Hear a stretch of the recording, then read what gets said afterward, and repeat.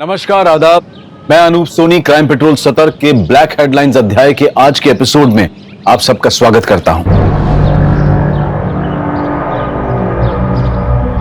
पता नहीं ऊपर वाले ने किस मिट्टी से बनाया मुझे। लड़की देखते ही आउट ऑफ कंट्रोल हो जाता है। अजीब सा फितूर चढ़ने लगता है तन बदन में।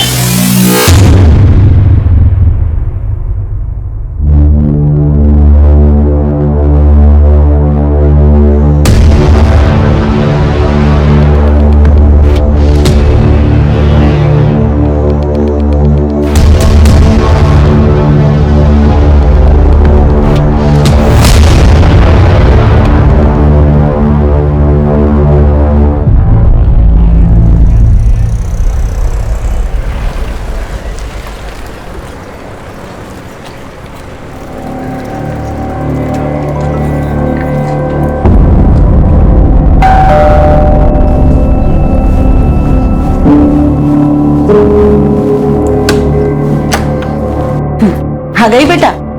अच्छा जल्दी से फ्रेश हो जा, मैं तेरे लिए खाना लगाती हूँ। नहीं मम्मा, अभी भूख नहीं है।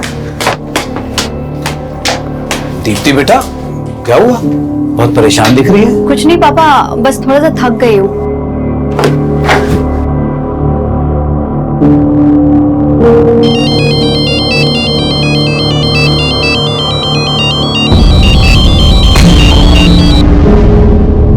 हेलो हेलो, अरे तुम कुछ बोल क्यों नहीं रहे हो? देखो, तुम जो कोई भी हो ना, ये हरकतें करना बंद कर दो, वरना बिल्कुल अच्छा नहीं होगा।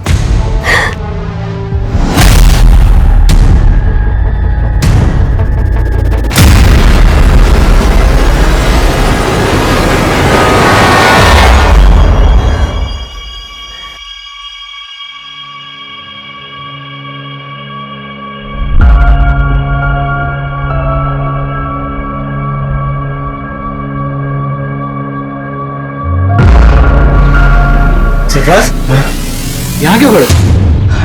अरे कुछ नहीं भाईजान, बस देख रहा था हमारी बीवियां कितना काम करती है, कैसे मशरूफ रहती है काम में। और तुम कहाँ मशरूफ थे? दिन भर से दिखाई नहीं दिए। देखा भाईजान, आपकी बहन एक बार मुझे देख ना लेना तो दिन नहीं कटता इनका। क्यों मिस कर रहे थे हमें? कमाल की जोड़ी है तुम दोनों की। एक साथ होते हो ना तो रौनक आ जाती है।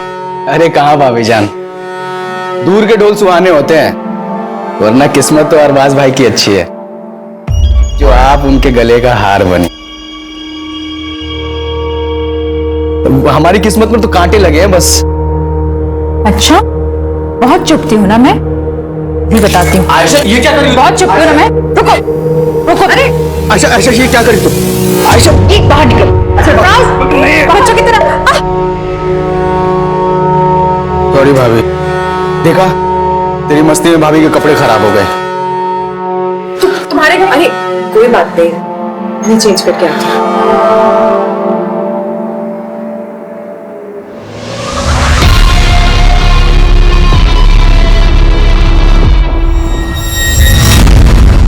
हाँ मम्मी, हाँ बस ऑफिस से निकल गई हूँ। ध्यान से आना। मम्मी आप ज्यादा टेंशन मत लीजिए। अच्छा मम्मी एक बात बताना, वो राजन मेरा लैपटॉप रिपेयर करके दे गया? नहीं, तेरा लैपटॉप तो नहीं आया।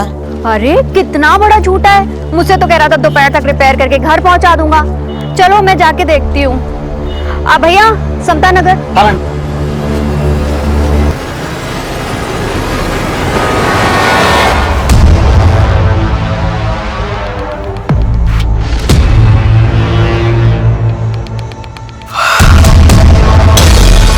सरफराज, इतनी रात में क्या कर रहे हो?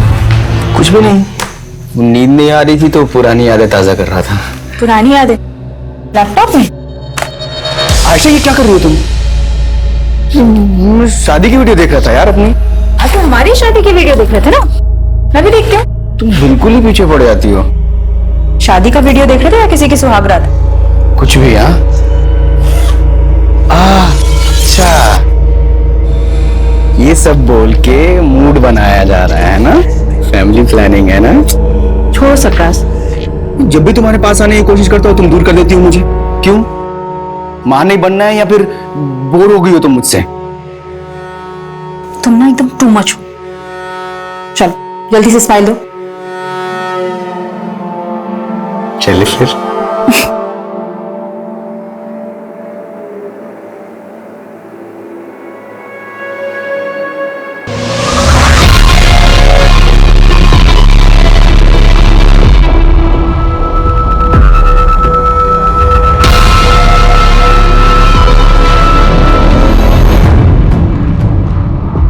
कहते हैं कि इंसान अपने तौर तरीके बदल सकता है, लेकिन फितरत बदलना बहुत मुश्किल काम है। और अगर फितरत बुरी हो तो उसके फितूर और भी खौफनाक होते हैं। और ऐसे फितूर में जीने वाले कभी पीछे मुड़कर नहीं देखते, जबकि आगे सिर्फ तबाही होती है। और ऐसी ही तबाही सरफराज का भी इंतजार कर रही थी।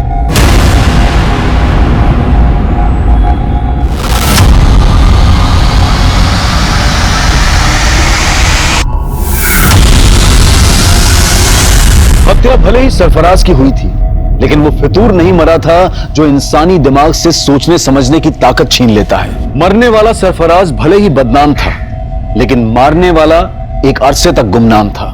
ये एक ऐसा मर्डर केस था जिसको हेडलाइन तब मिली जब एक और इंसानी फितूर गुनाह के पांव पसार रहा था।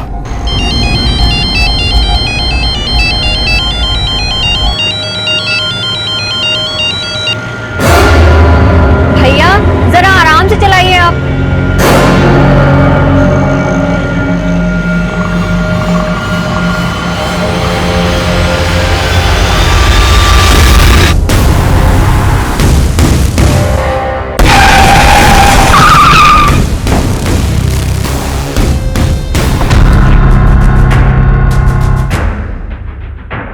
कुछ पता चला दीप्ति का? नहीं, वो राजन की दुकान पर अपना लैपटॉप लेने नहीं पहुंची और उसके ऑफिस वालों से भी कुछ पता नहीं चल रहा।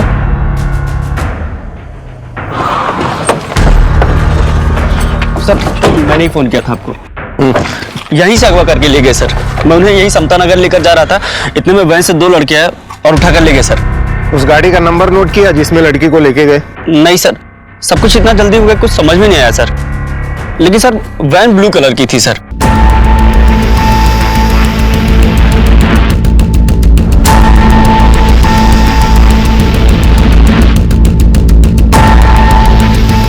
दीप्ति किडनैपिंग केस देखते ही देखते इतना बड़ा बन गया था कि ये केस तुरंत क्राइम ब्रांच को सौंप दिया गया।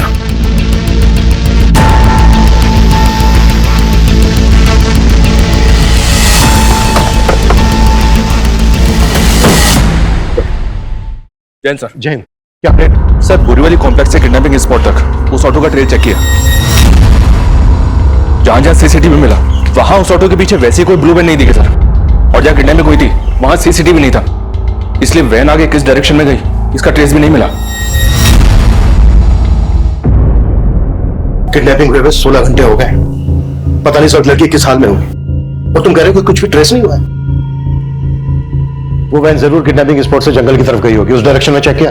जी हाँ सर, वहां पूरी रात पेट्रोलिंग हुई है और उस पैच में कहीं सीसीटीवी नहीं सर, और ज्यादातर स्ट्रीट लाइट्स खराब पड़े। मैं मानता हूं क्रिमिनल्स इन बातों का फायदा उठाते हैं, लेकिन हम ये एक्सक्यूज नहीं दे सकते। पता है ना मीडिया में कितना बवाल हो रहा है। सर जिस लड़की की किडनैपिंग हुई थी उसकी पहचान पता चल गई है। कल देर रात एक दीप्ति नाम की लड़की की मिसिंग कंप्लेंट फाइल हुई थी और ये दीप्ति उसी एरिया में रहती है जहां से किडनैपिंग हुई थी। सर मैंने ऑटो वाले को इस लड़की की फोटो दिखाई तो उसने कहा कि वही लड़की है जो उसके ऑटो से किडनैप हुई थी।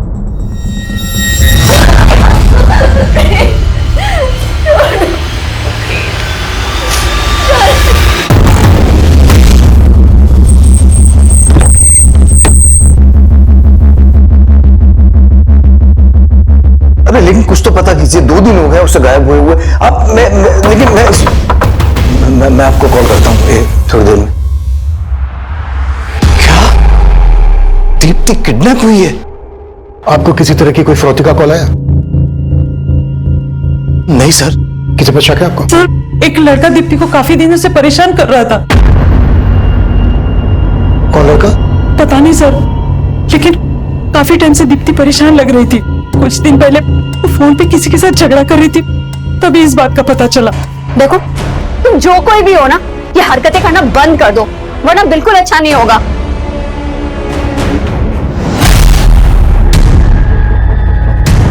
क्या बात है बेटा, किससे बात कर रही थी? मालूम नहीं मम्मा कौन है, आए दिन मुझे ब्लैंक कॉल करता रहता है और आजकल तो मेरा पीछा करना भी शुरू कर दिया है। और मामा आज तो उसने हद ही कर दी, मतलब इतना सब कुछ दीप्ति के साथ हो रहा था तो आप लोगों ने पुलिस कंप्लेन क्यों नहीं की? यही गलती हो गई सर, पता नहीं था कि दीप्ति के साथ। प्लीज सर, प्लीज उसका पता कीजिए सर। देखिए हम पूरी कोशिश कर रहे हैं, ये काम है हमारा। आप लोगों ने कल दीप्ति को आखिरी बार कब देखा था? जी कल सुबह जब ऑफिस जा रही थी। कहाँ ऑफिस है दीप्ति का? बोरीवली में एबल कंप्यूटर्स नाम की कंपनी है, वहीं पर सेल्स एग्जीक्यूटिव है। ऑफिस से निकलते वक्त उसने अपनी मम्मी को फोन भी किया था। अच्छा मम्मी एक बात बताना, वो राजन मेरा लैपटॉप रिपेयर करके दे गया? नहीं, तेरा लैपटॉप तो नहीं आया। अरे कितना बड़ा झूठा है, मुझसे तो कह रहा था दोपहर तक रिपेयर करके घर पहुंचा दूंगा। चलो मैं जाके देखती हूँ। दीप्ति रात को 9 बजे तक घर ही नहीं पहुंची, फिर उसका फोन भी बंद आने लगा। मैं राजन की दुकान पर गया पूछने के लिए तो वो कहने लगा कि दीप्ति वहां भी नहीं पहुंची। ये राजन की शॉप कहाँ है? हाँ सर, दीप्ति मैडम मेरी पुरानी कस्टमर है, उन्होंने अपना लैपटॉप ठीक करने के लिए मुझे दिया था। राजन भाई, अरे ये लैपटॉप चेक कर लेना, आजकल बहुत हैंग कर रहा है और इसमें वाईफाई का सिग्नल भी नहीं शो करता है। अरे मैडम 2 मिनट में चेक करके बताता हूँ प्रॉब्लम क्या है। आप बैठो ना, बैठो इधर। मैडम के लिए कोल्ड ड्रिंक लेके आ जल्दी। नहीं राजन भाई, मुझे ना बहुत लेट हो रहा है, आप इसको सही करा के ना घर पहुंचा देना बस। आप इसे भी रखो और पहुंचा देना आप, ठीक है? अरे मैडम 2 मिनट में देख। कल शाम 7 साढ़े 7 बजे उनका फोन भी आया था मुझे।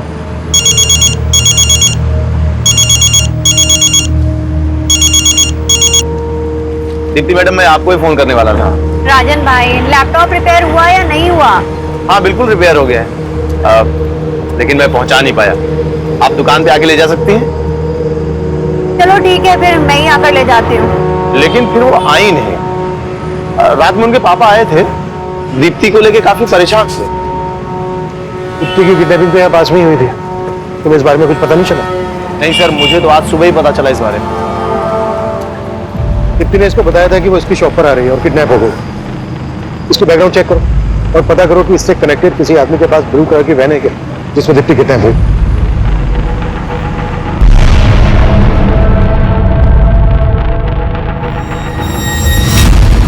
दीप्ति के पेरेंट्स ने बताया था कि कोई लड़का दीप्ति को ब्लैंक कॉल करता, स्टॉक करता। दीप्ति के कॉल रिकॉर्ड से स्टडी करो और जहां जहां दीप्ति का आना जाना था वहां सीसीटीवी फुटेज चेक करो। ये लड़का दीप्ति के ऑफिस, गली, मोहल्ले कहीं से भी कनेक्टेड हो सकता है। अरे भाई साहब कमाल करते हैं आप भी। इतना सब कुछ हो गया, आपने बताया भी नहीं क्योंकि लड़का दीप्ति को परेशान कर रहा था। अब इतने गैर और इतने पराये हो गए हैं हम। बस जय, अब ये सब बात करने की हालत में नहीं है हम लोग। ये भाई साहब हम समझ सकते हैं, लेकिन हम ऐसे हाथ पे हाथ रख के नहीं बैठ सकते। भाई साहब कुछ तो बताइए आप, ताकि हम जाके दीप्ति के बारे में कुछ तो मालूम करें, उसे ढूंढे जाके कम से कम।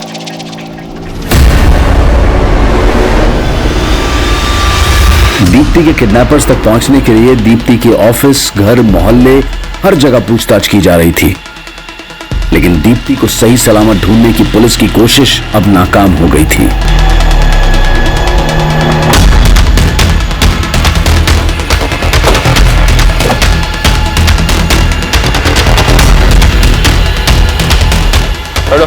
हालत देखकर तो लग रहा है सर इसके साथ रेप भी हुआ है। ये जगह किडनैपिंग लोकेशन से 7-8 किलोमीटर दूर है। आसपास पता करो, शायद किसी से उस ब्लू कलर की वैन के बारे में पता चल जाए जिसमें दीप्ति किडनैप हुई थी। Okay sir.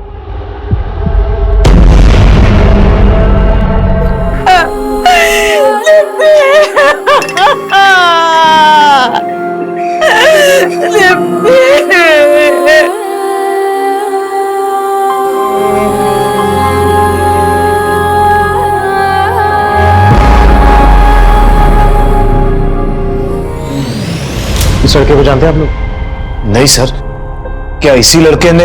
संकेत नाम है इसका नंबर हमें दीप्ति के कॉल रिकॉर्ड्स में।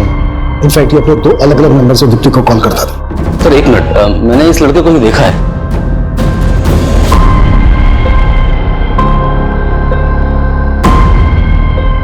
हाँ सर, इस लड़के को मैंने दीप्ति के साथ देखा था। दीप्ति बहुत गुस्से में लग रही थी। जब मैं वहां पहुंचा तो लड़का चला गया वहां से। दीप्ति क्या हुआ? निकलो यहाँ से तुम। कौन था ये? दीप्ति ने तो कुछ नहीं बताया। हो सकता है कि ये वही लड़का हो जो उसको स्टॉक कर रहा था। जब इस लड़के को दीप्ति के साथ देखा था आपने, कब की बात है? काफी समय पहले थे, कहाँ देखा था? दीप्ति के ऑफिस के बाद। सर मैंने कुछ नहीं किया दीप्ति के साथ, वो मेरी अच्छी दोस्त थी इसलिए फोन करता था उसको। वो भी दो नंबर से स्टॉक करता था उसको, पीछा करता था उसका? नहीं सर, मैं उसको स्टॉक क्यों करूंगा सर, वो मेरी बहुत अच्छी दोस्त थी, बल्कि मैं तो उसके साथ शादी भी करना चाहता था। अच्छा, तो बात यहाँ तक पहुंच गई थी? सर मैं झूठ नहीं बोलूंगा, मैं जिस कंपनी में जॉब करता हूँ उनको दीप्ति की कंपनी कंप्यूटर सप्लाई करती है, इस वजह से हमारी फोन पर बातें होती थी। उसके बाद हम दोनों एक दूसरे को पसंद भी करते थे। ये लो।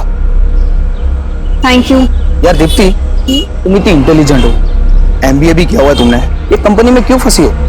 तुम्हें तो बहुत अच्छे जॉब ऑफर्स मिल सकते हैं। फंसी नहीं हूँ संकेत, मैं ना बस सही मौके का इंतजार कर रही हूँ। सही मौका मिलते ही मैं सीधा अब्रॉड। सच में? और जॉब के अलावा क्या सोचा है तुमने? मतलब? मुझे नहीं पता कि तुम कैसे रिएक्ट करोगे, but I really like you. क्या तुम भी मुझसे? सर पसंद तो वो भी मुझे करती थी, पर सर दीप्ति शादी करने के लिए तैयार ही नहीं थी। संकेत मैंने तुम्हें कितनी बार बोला है कि मैं शादी के लिए अभी प्रिपेयर नहीं हूँ। यार दीप्ति तुम सिर्फ अपने बारे में सोच रही हो, क्या तुम मुझसे प्यार नहीं करती? यार बार बार वही सवाल, मैंने बोल दिया अब मुझे इस टॉपिक पर कोई बात नहीं करनी है संकेत। सर उसके बाद तो उसने मेरा फोन उठाना ही बंद कर दिया, इसलिए मैंने दूसरा नंबर लिया था और उसको कॉल करता था मैं। हेलो, अरे तुम कुछ बोल क्यों नहीं रहे हो? सर एक दो बार उसने फोन उठाया, लेकिन मैं बात करने की हिम्मत जुटा नहीं पाया, और जब बात करने की कोशिश की तो और ज्यादा नाराज हो गई थी। हेलो हेलो दीप्ति, कैसी हो तुम? तो तुम मुझे इतने दिनों से ब्लैंक कॉल कर रहे हो? नहीं दीप्ति, मैं तो बस तुम्हें। बस करो, तुम्हारी फितरत ना मैं बहुत अच्छी तरीके से जानती हूँ, और अब मुझे दोबारा फोन मत करना। सर मैं तो बस उसको एक बार मिलना चाहता था, लेकिन उसका कोई जवाब ही नहीं आया।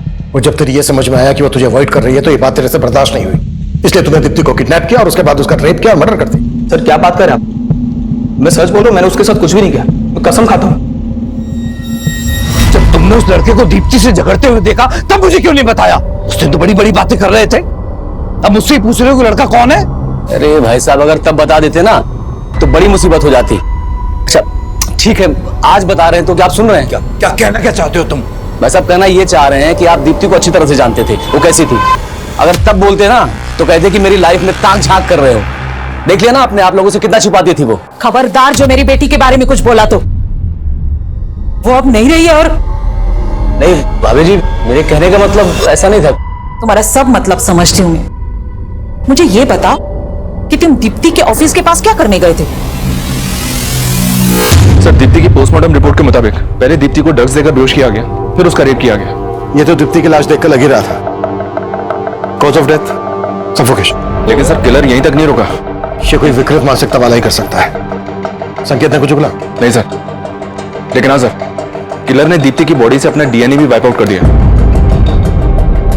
दीप्ति को दो लोगों ने किडनैप किया था। अगर संकेत दीप्ति की किडनैपिंग में शामिल है तो उसका कोई दूसरा साथी भी होगा। एक काम करो, संकेत को जाने दो और नजर रखो इस पर, और पता करो कि संकेत से कनेक्टेड किसी भी आदमी के पास ब्लू कलर की वैन है। और सर इसके अलावा राजन के बारे में एक बात पता चली है। राजन पे तकरीबन 1 साल पहले एक लड़की ने मोलेस्टेशन का चार्ज लगाया था। केस स्ट्रॉन्ग नहीं था इसलिए छूट गया। इसे देखकर ही लग रहा था कि आदमी ठीक नहीं है। लेकिन सर फिलहाल इसके बैकग्राउंड में ऐसा कोई नहीं मिला है जिसके पास कोई ब्लू कलर की वैन हो। एक मिनट। अभिषेक बोलो। सर राजन के बारे में पूछताछ की तो राजन का एक हेल्पर गिरीश सामने आया है, तो उसके पास राजन का एक लैपटॉप भी है। सर ये राजन भाई का लैपटॉप है जिसमें राजन भाई ने वो लड़कियों की गंदी गंदी तस्वीर रखी है सर।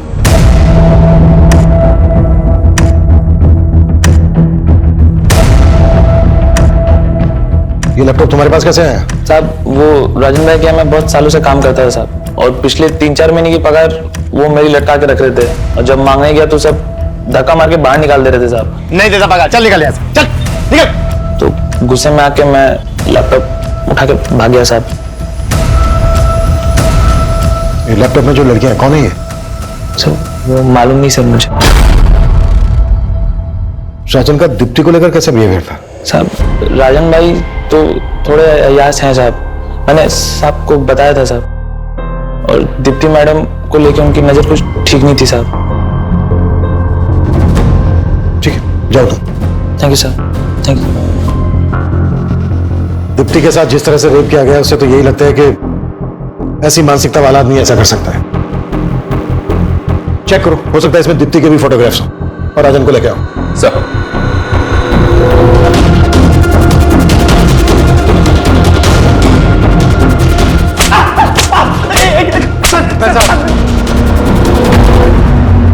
दीप्ति ने आखिरी कॉल तुझे किया था, और सीधे सीधे बोल, दीप्ति के रेप और मर्डर में तेरे साथ दूसरा कौन शामिल था? सर मैंने कुछ नहीं किया है, आपको जरूर कोई गलतफहमी हो रही होगी। तेरे लैपटॉप में जो न्यूड पिक्चर्स हैं किन लड़कियों की हैं? मेरे लैपटॉप में? मेरा कौन सा लैपटॉप? अरे वही लैपटॉप जो गिरीश तेरी दुकान से लेके भागा था। हाँ सर, गिरीश मेरी दुकान से लैपटॉप लेकर भागा था, लेकिन सर वो लैपटॉप मेरा नहीं है, वो तो एक लड़का मेरी दुकान पे मुझे बेच के गया था। अच्छा, तो कहानी सोच क्या है? सर मैं सच बोल रहा हूँ, एक दिन एक लड़का उस लैपटॉप को लेकर मेरी दुकान पे आया था और मुझे बेच के गया था।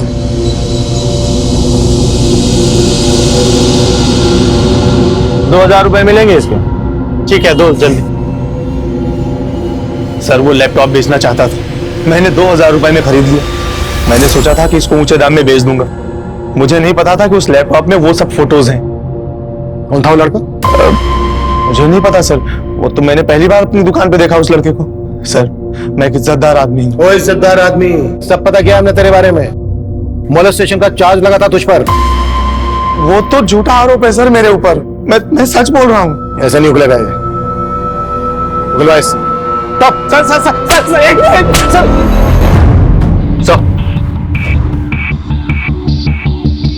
सर मैंने लैपटॉप चेक किया, पर इसमें दीप्ति की कोई फोटो नहीं मिली।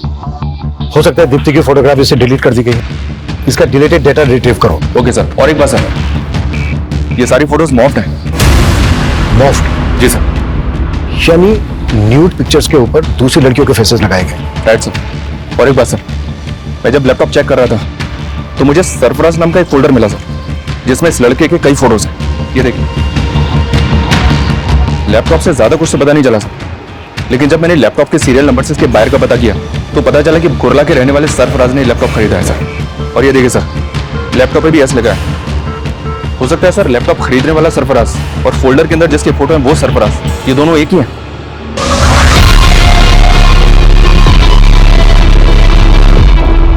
पॉसिबल है। अभिषेक, कोला पुलिस से कांटेक्ट करो और सरफराज को लेकर आओ। सर। आयशा चलो घर में गरम चाय। सॉरी।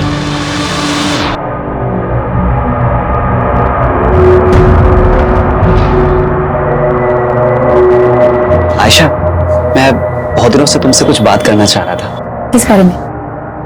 माना कि तुम्हारी डिलीवरी में काफी कॉम्प्लिकेशंस थी, लेकिन अब तुम फिट हो और जूही भी 1 साल की हो गई है। आयशा, तुम वही बिजनेस फिर से शुरू क्यों नहीं कर देती जो तुम जुबैदा भाभी के साथ करती थी? नहीं वसीम, अब हालात बहुत बदल गए हैं। मुझे नहीं लगता कि जुबैदा भाभी दोबारा वो काम शुरू करना चाहेंगी। तो तुम क्यों शुरू नहीं कर देती? क्यों? मेरा और जूही का खर्च चलाना मुश्किल हो रहा है क्या? आयशा, मैंने तुम्हारी हर मुश्किल को आसान किया है और तुम मेरे लिए मुश्किल नहीं बन सकती। और जूही, उसका नाम नहीं लिया तुमने। क्यों? वो सरफराज का खून है इसलिए?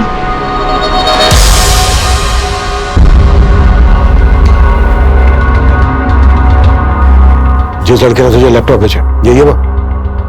नहीं सर, ये वो नहीं है।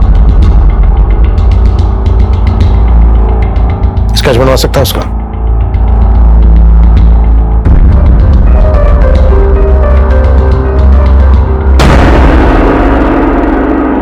हाँ, वो लड़का कुछ कुछ ऐसा ही दिखता था। ₹2000 मिलेंगे इसके? ठीक है, दो। दीप्ति का जहां जहां आना जाना था वहां की मैंने सीसीटीवी फुटेज चेक करने के लिए बोला था। क्या अपडेट है उसका? सर हमने दीप्ति के फोन के लोकेशन के हिसाब से ऐसे कई एरियाज की फुटेज निकलवाई है, लेकिन सर फुटेज काफी ज्यादा है। फुटेज ज्यादा है तो ज्यादा आदमी लगाओ चेक करने के लिए। फुटेज में जहां जहां दीप्ति स्पॉट हुई है वहां पर उसको स्टॉक करने वाला भी हो सकता है, और वो संकेत, राजन, सरफराज कोई भी हो सकता है, या फिर ये स्केच वाला भी हो सकता है, जिसका पता लगाना है हमें। जी सर। दीप्ति की हत्या हुए अब 10 दिन बीत चुके थे, लेकिन दीप्ति के हत्यारे की तलाश में अब पुलिस को सरफराज से जुड़े ऐसे राज पता चलने वाले थे जो इस केस को और भी उलझा देने वाले थे। सर मैंने कुर्ला पुलिस से कांटेक्ट किया तो मालूम चला कि सरफराज पिछले 1.5 साल से लापता है। लापता है?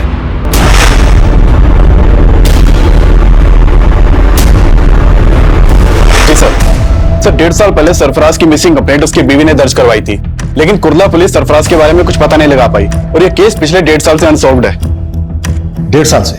ऐसा क्या इस केस में कि पिछले 1.5 साल से सॉल्व नहीं हुआ? सर मैंने ये केस स्टडी किया, इस केस के ऊपर कुछ खास काम नहीं हुआ था।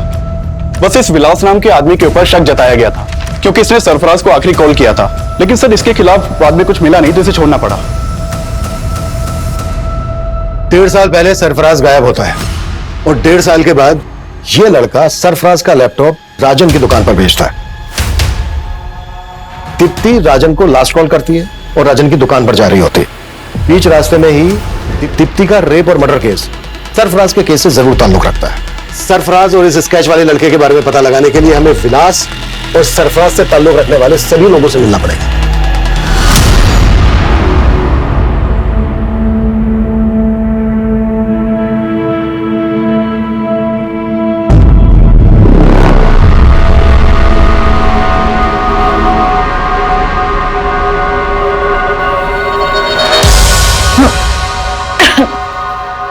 क्या हुआ ऐशा? कुछ नहीं।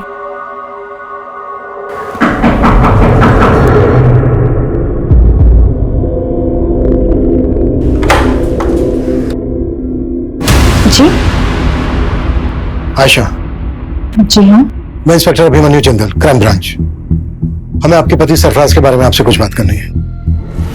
सरफराज? पूरे 1.5 साल बाद सरफराज के बारे में? पूछिए, क्या पूछना है? हमें आपके पति सरफराज का लैपटॉप मिला है। सरफराज का लैपटॉप कहाँ? और सरफराज? ढूंढ रहे हैं मुझे। दरअसल सरफराज का लैपटॉप दहीसर में दुकान पर बेचा गया और जिसने बेचा तो ये लड़का है। आप जानती हैं इसको? नहीं। सरफराज के लैपटॉप में हमें कुछ लड़कियों के फोटोग्राफ्स मिले हैं।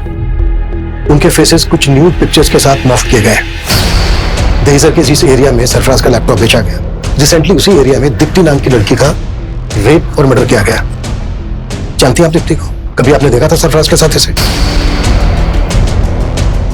जी नहीं, मैं इस लड़की को नहीं जानती, लेकिन मैं इतना जरूर जानती हूँ कि सरफराज के लैपटॉप में बहुत सारी लड़कियों के फोटोग्राफ्स थे, लेकिन मैंने कभी किसी लड़की के न्यूड फोटोग्राफ्स नहीं देखे।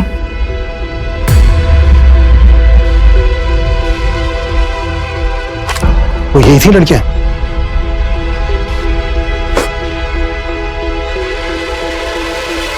नहीं, मैं इनमें से किसी को नहीं जानती, लेकिन हाँ, सरफराज से जरूर जानना चाहती थी कि ये लड़कियां कौन थी। कौन है ये लड़कियां? और इनके फोटोग्राफ्स तुम्हारे लैपटॉप में क्या कर रहे हैं सरफराज? अच्छा, इसीलिए तुम उस दिन अपना लैपटॉप मुझे नहीं दे रहे थे, है ना? चुप क्यों हो? बोलो सरफराज। मेरा पास्ट। तुमसे शादी करने से पहले ये सारी लड़कियां मेरी लाइफ में आई थी एक एक करके। मैं सबसे प्यार करता था। फिर मुझसे शादी क्यों की? क्योंकि मैं इन सबके प्यार में नाकाम हो चुका था। मैं नहीं चाहता कि हमारा रिश्ता नाकाम हो। इतना सब जानते हुए भी मैंने सरफराज को माफ कर दी, लेकिन वो भरोसे के लायक ही नहीं था। एक दिन वही हमें छोड़कर चला गया। लेकिन सरफराज की मिसिंग कंप्लेंट लिखवाते वक्त ये बातें तो आपने बताई नहीं थी। क्योंकि मुझे उम्मीद थी कि एक दिन वो लौटकर जरूर आएगा। मेरे पेट में उसका बच्चा था, लेकिन ना तो उसे मेरी परवाह थी, न ही अपने बच्चे की। अगर वसीम ना होते, ना तो आज मैं जिंदा होती, ना ही मेरी बच्ची। वसीम? आप ही वसीम है? जी सर, मैं वसीम, सरफराज का दोस्त। और अब हम पति पत्नी। हाँ सर, आज से 1.5 साल पहले से मैं सरफराज के कांटेक्ट में था सर। वो एक ब्रोकर था और मुझे एक प्लॉट की तलाश थी सर, और इसलिए मैं उससे मिला था। और ये बात सर मैंने कुर्ला पुलिस को भी बताई थी। लेकिन 1.5 साल बाद अब हमें पता चला है कि इस आदमी ने सरफराज का लैपटॉप दहीसर में बेचा था। क्या उस दौरान कभी इस आदमी को सरफराज के साथ देखा था? नहीं सर, मुझे ध्यान में नहीं है। शायद कभी देखा होगा सरफराज के साथ में। इसका नाम सरफराज है। ये 1.5 साल से लापता है। क्या इसको जानते हैं आप लोग? कभी दीप्ति के साथ देखा इसको?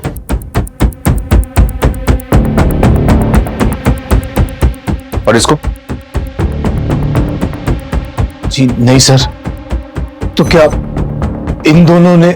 ऐसा शक है हमें। शक करने की वजह तो है। जिस तरह से सरफराज के गायब होते ही आयशा और वसीम ने शादी कर ली, उससे तो यही लगता है कि सरफराज खुद से गायब नहीं हुआ है, बल्कि सरफराज को गायब किया गया। वैसे भी जिस आदमी के लैपटॉप में इतनी सारी लड़कियों की न्यूड पिक्चर्स, वो उन्हें डिलीट किए बिना अपना लैपटॉप क्यों बेचा? इसको ना तो आयशा ने पहचाना और ना ही वसीम ने। कहीं ऐसा तो नहीं है कि ये दोनों इसको जानते हैं लेकिन हमसे सच छुपा रहे हैं? सर, मैंने ये स्केच हर जगह सर्कुलेट करवा दिया। इसके साथ साथ हमारी टीम अब ये भी पता लगा रही है कि सरफराज और दीप्ति से जुड़े किसी भी इंसान के पास वो ब्लू वैन तो नहीं जिसमें दीप्ति को किडनैप किया गया।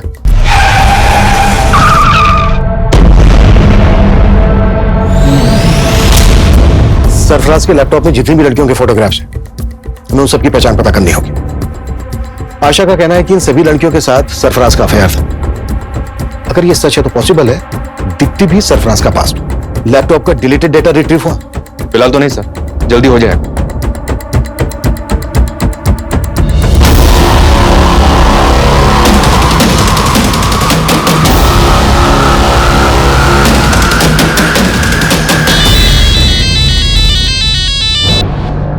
हेलो भाभी जान, कैसे हैं आप? आयशा, तू?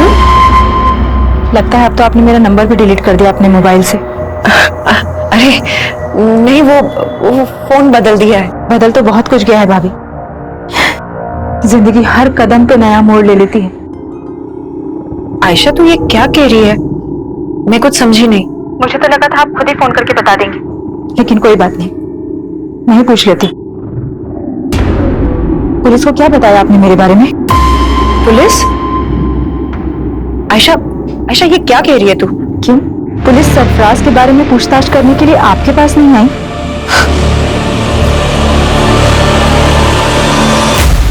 सर, हमने दीप्ति के ऑफिस के बाहर की पिछले 2 महीने की कई सीसीटीवी फुटेज चेक की।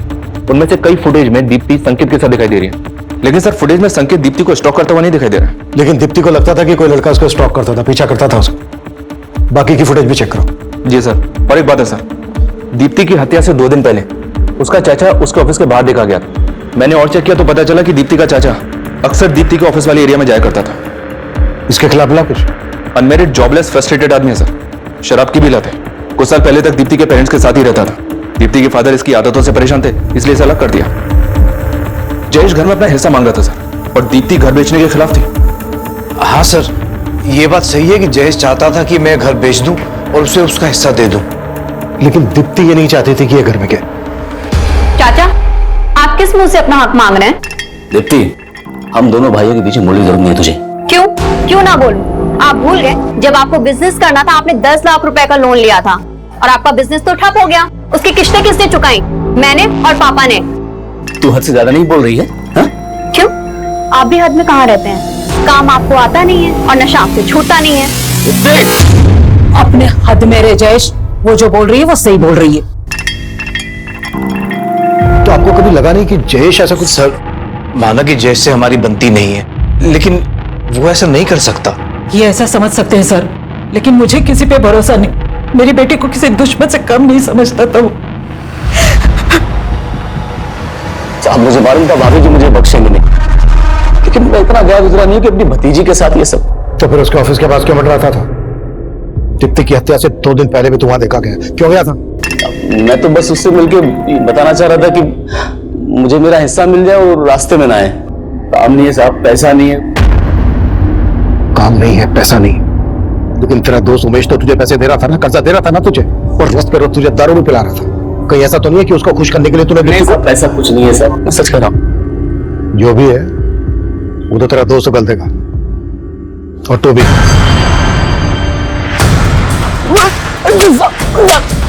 मैंने कुछ नहीं किया था सर। इस लैपटॉप का डिलीटेड डाटा रिट्रीव कर लिया गया है सर। इसमें दीप्ति के फोटोज नहीं मिले। ये देखिए, एक दूसरी लड़की के न्यूड फोटोज मिले। मतलब इस लड़की के फोटोग्राफ्स मॉर्फ नहीं किए गए? नहीं सर, ये फोटोज मॉर्फ नहीं किए गए, बल्कि ओरिजिनली ऐसे ही खींचे गए हैं।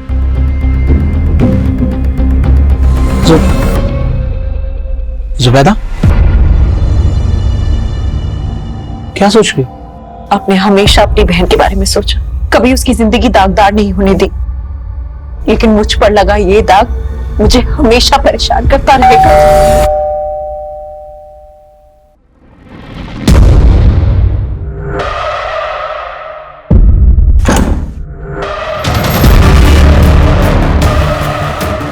एक दूसरी लड़की के न्यूड फोटोज मिले हैं। मतलब इस लड़की के फोटोग्राफ्स मॉर्फ नहीं किए गए। आप कुछ बोल क्यों नहीं रही? सरफराज के लैपटॉप में आपके फोटो होने की कोई तो वजह होगी। वजह थी, सरफराज अय्याज था, गलती हमारी भी थी। मैंने बिना जाने बिना परखे अपनी बहन की शादी उसके साथ करवा दी और उसके बाद उसको पड़ोस में ही घर दिलवा दिया। फिर वो मेरी बीवी पे ताक झांक करने लगा।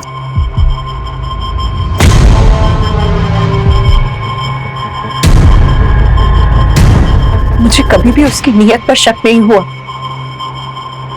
मैं और आयशा तो मिलकर एक साथ अच्छे से काम कर रहे थे, काम बढ़ भी रहा था, लेकिन फिर अचानक मुझे माइग्रेन का प्रॉब्लम हो गया। आयशा, मैं नहीं चाहता कि इस काम से जुबैदा को और ज्यादा तकलीफ हो। डॉक्टर ने 2 महीने का हैवी कोर्स दिया है। देखो, इस दवा को खाने से इसको ज्यादा नींद आएगी। तुम बात को समझो। ऐसा करो कि कुछ दिन के लिए काम बंद कर दो। मेरी तबीयत की वजह से हमें कुछ टाइम के लिए हमारा काम बंद करना पड़ा, और एक दिन मैं दवा लेके बस आराम कर रही थी तो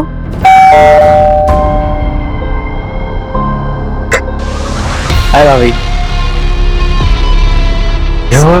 आपकी तबीयत ठीक नहीं है? वो थोड़ा सर बहुत चकरा रहा था। अरबाज भाई कहाँ हैं? अगर आपकी तबीयत इतनी खराब थी तो मुझे बताना चाहिए था। मैं दवा के नशे में थी और फिर अचानक न जाने कैसे मेरी आंख लग गई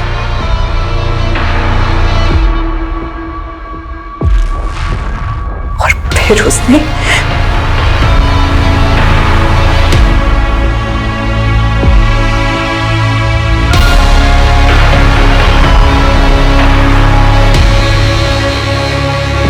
तब मुझे कुछ नहीं पता चला, लेकिन जब आंख खुली तो फिर अरबाज घर वापस आए तो मैं उन्हें सब कुछ बता दी। मैं तो उसी वक्त पुलिस के पास जाना चाहती थी, लेकिन इन्होंने मना कर दिया। उसके बाद हम यहाँ मेरे मायके चले आए, लेकिन सरफराज ने उसके बाद मुझे ब्लैकमेल करना शुरू कर दिया। सरफराज, तुम ये सही नहीं कर रहे हो। मैं आयशा को सब कुछ बता दूंगी। तो बता दो, डरता नहीं हूं मैं। सरफराज, क्यों तू मेरी बहन और मेरी बीवी की जिंदगी बर्बाद कर रहा है? ठीक है, आप जैसा बोल रहे हो मैं वैसा ही करूंगा। बस एक रात के लिए जुबैदा को मेरे साथ छोड़ दो। चिल्ला मत। अगर मेरी बात नहीं मानी तो जुबैदा की फोटो इंटरनेट पे अपलोड कर दूंगा। सर, उसने नाक में दम कर दिया था, इसीलिए तुमने उसे अपने रास्ते से हटा दिया। नहीं, इसकी मदद से। नहीं सर, हम इसे नहीं जानते सर। जुबैदा और अरबाज सस्पेक्ट नजर आ रहे थे, लेकिन सरफराज के साथ क्या हुआ होगा इसको लेकर पुलिस नतीजे तक नहीं पहुंच पा रही थी और उन्हें उस आदमी की तलाश थी जिसने सरफराज का लैपटॉप राजन को बेचा था। वहीं जुबैदा के अलावा सरफराज के लैपटॉप में कई लड़कियों के आपत्तिजनक फोटो थे और पुलिस एक एक करके हर लड़की को आइडेंटिफाई कर रही थी, लेकिन उनमें से ज्यादातर लड़कियों का कहना था कि वो सरफराज को ठीक से जानती तक नहीं थी। पुलिस के मन में बार बार ये सवाल उठ रहा था कि 1.5 साल पुराना वो केस। सर, हमने इस फुटेज को क्लोजली एग्जामिन किया तो ये देखा, 1-2 जगह और ये दीप्ति के पीछे जाता हुआ देखा। शर्मा, पता करो इसके साथ दूसरा और कौन था। जी सर। मैंने कुछ नहीं किया था सर। मैंने क्या किया सर? सब पता चल गया है हमें। तू ही दीप्ति को स्टॉक करता था, पीछा करता था उसका, और हमने तेरे उस मैकेनिक दोस्त नरेश के बारे में भी पता लगा लिया, जिसके गैरेज की ब्लू कलर की वैन में तुम दोनों ने मिलकर दीप्ति को किडनैप किया। तेरे उस मैकेनिक दोस्त ने सब कुछ उगल दिया है। बेहतर यही होगा कि तुम भी गलत थे। सब राजन भाई नहीं है क्या? राजन भाई तो बाहर है। अच्छा, मेरा हार्ड ड्राइव ठीक हो गया? हाँ, वो हो गया ठीक मैडम। दो अच्छी लगती हुई दिखती मुझे। दिन रात उसका चेहरा मेरे मन में घूमता रहता था, छूना चाहता था मैं उसको। पागल हो गया था मैं, पागल।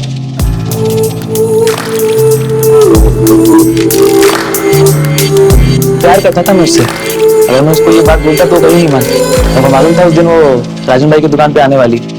आप दुकान पे आके ले जा सकती हैं? अपने दूसरा प्लान बना के उठा लिया उसको।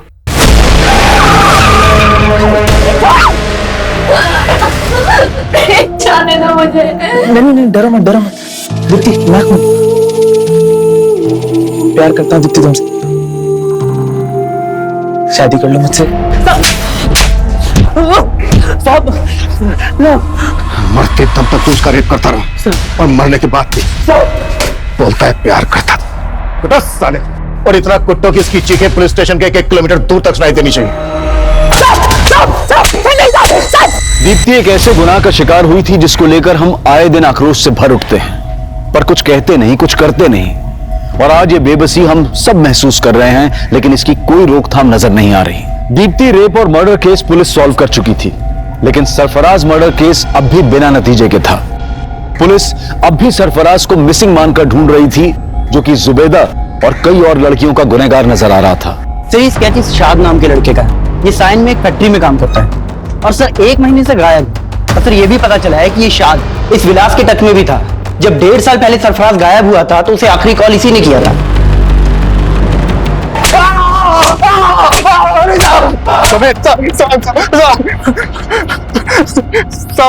सब मेरा दोस्त था साहब, और वो लैपटॉप मेरे स्टोर रूम में रखा हुआ था।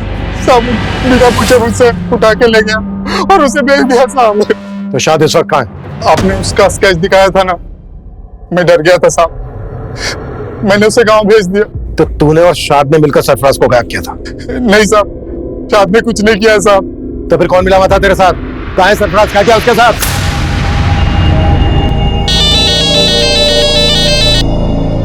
हेलो विलास भाव, अरे बताओ क्या खिदमत करूं आपकी?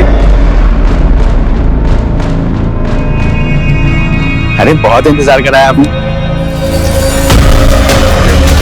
सरफराज ने जब मेरी बेटी जुबैदा के वो गंदी फोटो खींचे, तब वो मेरे दामाद के साथ मेरे घर सूरत आ गए। मेरी बेटी की तरह मैं भी चाहता था कि हम पुलिस के पास जाए, मगर मेरा दामाद नहीं माना।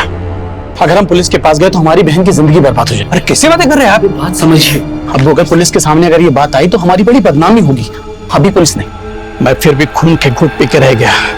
लेकिन जब उसने मेरे बेटी की फोटो इंटरनेट पे डालने की धमकी देनी शुरू की, तब मैं खुद गया उसे समझाने, उसकी मिन्नतें करने। खुदा से डर बेटा, वो फोटो डिलीट कर दे। अपनी बेटी दे दे, सिर्फ 1 रात के लिए।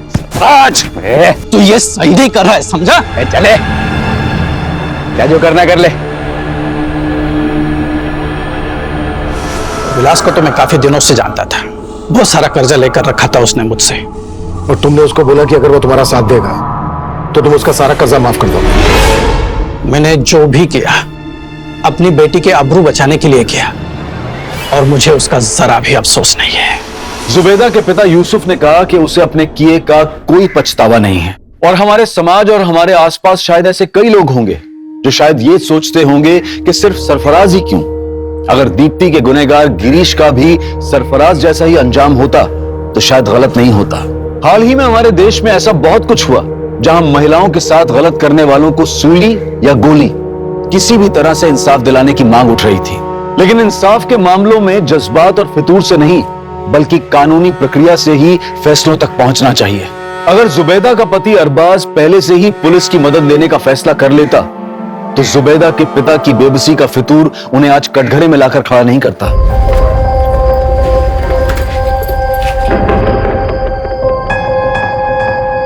कामिनी, तो आज यहीं रुक जाना, वैसे भी कितनी रात हो गई है।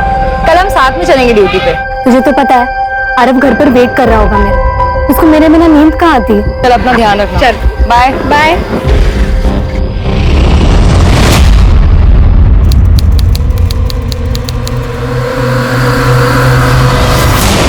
मैं पुलिस वाली हूँ।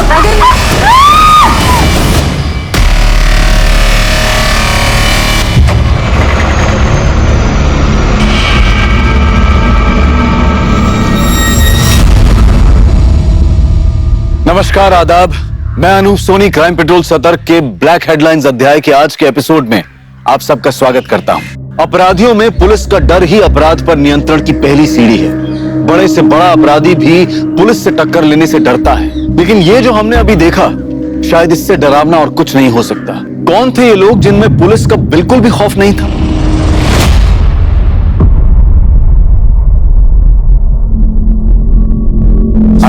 इकड़े बस, मैं आई को देख के आता हूँ। बाबा, आई ड्यूटी पर ही है ना?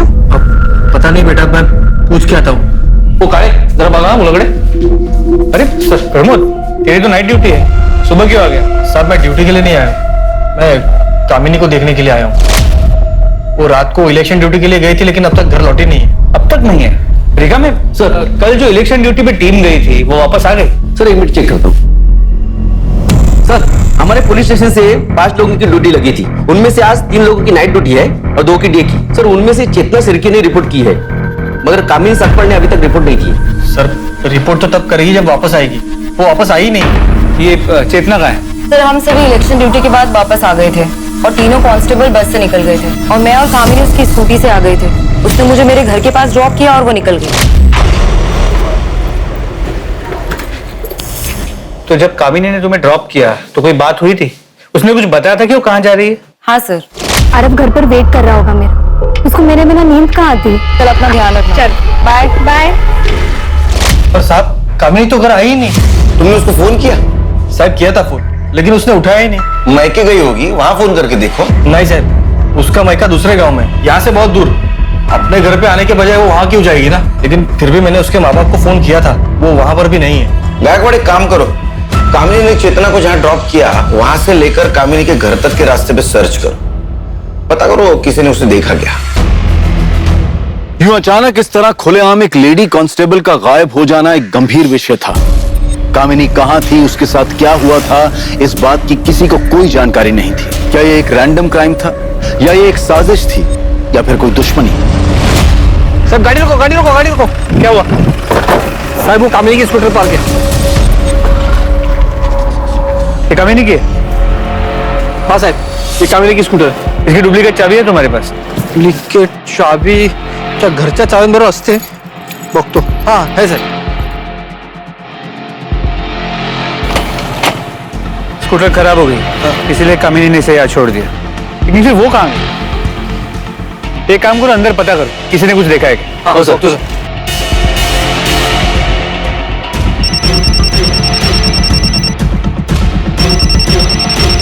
हाँ बोलो गायकवाड़। सर कामिनी की स्कूटी यहाँ हाईवे के पास मिली है, खराब हो गई, लेकिन ये समझ में नहीं आ रहा कामिनी कहाँ गई। एक काम करो गायकवाड़, कामिनी का फोन सर्वेलेंस पे डाल दो।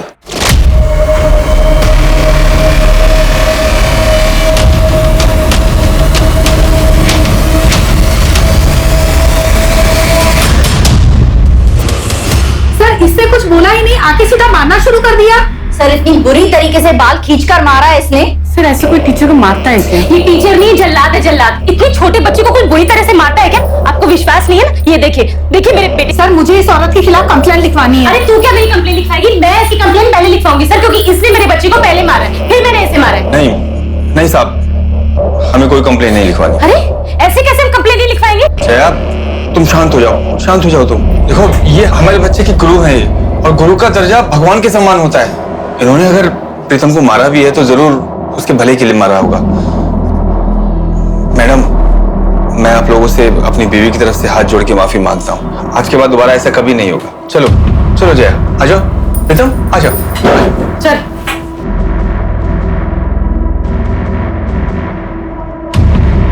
सर मुझे इस औरत के खिलाफ कंप्लेंट लिखवानी है, चाहे कुछ भी हो जाए। सोच लो, बच्चे को मारना ज्यादा बड़ा जुर्म है। ऐसा ना हो कि ये कंप्लेंट तुम पे उल्टे पड़ जाए। दोबारा ऐसे मत करना। अरब देखिए बिस्किट खा। बाबा आई कहाँ है? अब तक आई क्यों नहीं? आ जाएगी बेटा, तू बिस्किट तो खा ले। नहीं बाबा, जब तक आई नहीं आएगी तब तक मैं नहीं खाऊंगा और आई के हाथ से ही खाऊंगा।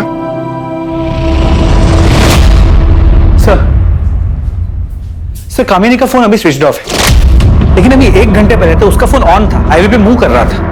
सर हाईवे पेट्रोलिंग पुलिस का फोन आया था। हाईवे के बाजू में सर्विस रोड है, वहां पर एक औरत की डेड बॉडी मिली। आ रहा हूँ, कहाँ से करते हो? खाना बिस्किट।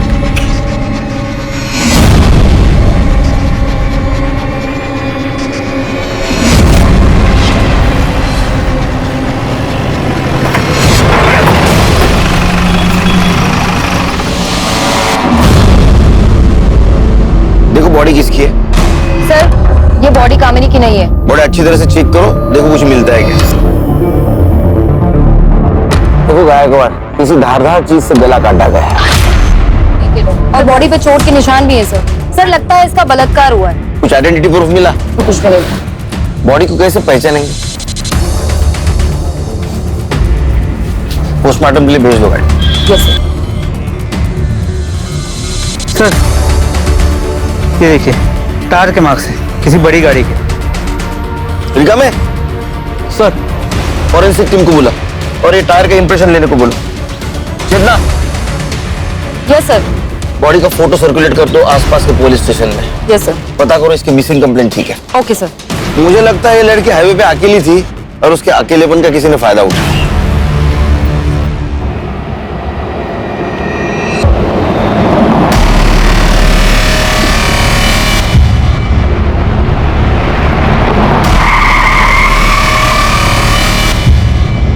कहाँ जाना है आपको? चलो हम छोड़ देते हैं, हम इसी तरफ जा रहे हैं। नहीं मैं बस से चली जाऊंगी। अरे बस से तो तभी जाओगी जब यहाँ कोई बस रुकेगी। यहाँ कोई बस स्टॉप नहीं है, आ जाओ हम छोड़ देते हैं। अरे डरो मत, हम अकेला नहीं है, हमारे साथ में हमारी भाभी भी है।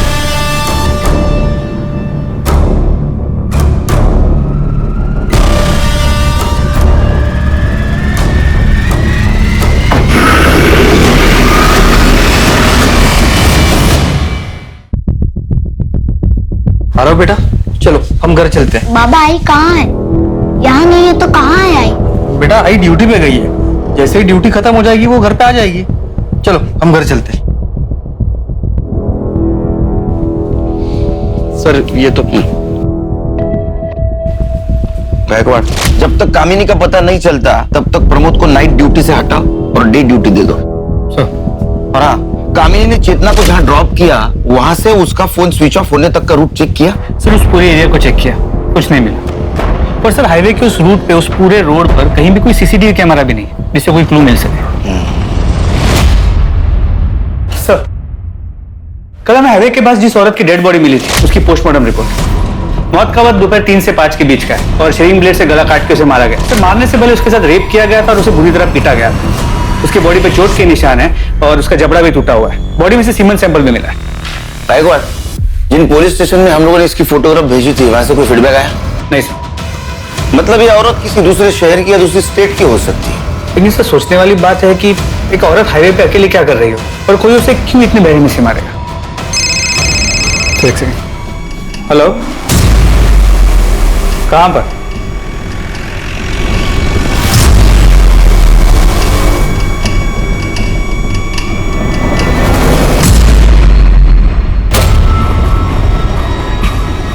अरे प्रमोद, घबराओ मत, कामिनी नहीं है। सर क्या लगता है? Same type of murder. Body को साड़ी से ढका गया है, बॉडी नेकेड है, बदन पे चोट के निशान है। मर्डर और बलात्कार का मामला है। जरा उठो। धारदार रेजर ब्लेड से गला काटा गया है और आइडेंटिटी प्रूफ कुछ भी नहीं, ना पर्स ना मोबाइल, कुछ भी नहीं। इधर ये देखो, डबल टायर के निशान। हाँ सर, टायर के निशान तो वैसे ही। मतलब ये दोनों मर्डर किसी ट्रक या टेम्पो ड्राइवर ने किए। 2 अनजान औरतों की लाश पुलिस को मिल चुकी थी। शरीर पर कोई कपड़ा नहीं, दोनों के साथ बलात्कार फिर मर्डर, और वो भी एक ही तरीके से। दोनों क्राइम सीन्स पर अगर कातिल का कोई सुराग था तो वो था टायर का वो निशान जिसे पुलिस ने अपनी इन्वेस्टिगेशन का पहला सिरा बनाया। लेकिन कामिनी का अब तक कुछ पता नहीं चला था।